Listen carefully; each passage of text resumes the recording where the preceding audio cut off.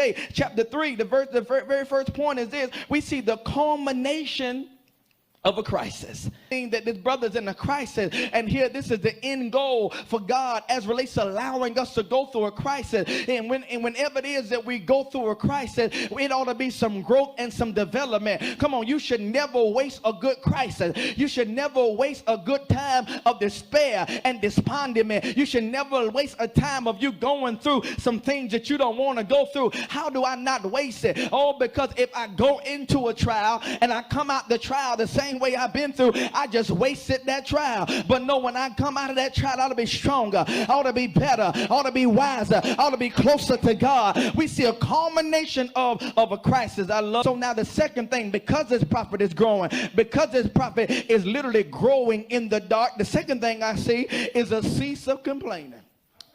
I believe there will come a time in all of our lives that where God will break the back of complaint off of us. I believe there comes a time in our life that where God has been so good to us that where the spirit of complaint ought to be broken off us. There ought to be come a time. Come on, I'm not talking to the baby Christians. I'm not talking to those that just say, Lord, ye, come to my heart, come to my heart. I'm not talking to you that just said that last broadcast. I'm talking to those of us that have been walking with God a long time. I'm talking about you quick to tell somebody you've been walking, you've been saved before you were saved. You was quick to tell somebody how you leaked in your mama's womb. You quick to tell somebody how you been. Your first words was not dad. Your first words was not mama, but your first words was shatana dobo shete. You quick to tell somebody that, but how you been working with God and walking with God all this time, and you still complaining, you still nagging, you still moaning and groaning. But the prophet said, the prophet them growed in in his walk with God, the way we see a cease of complaining. You know, Habakkuk, I see some contemporary kabod.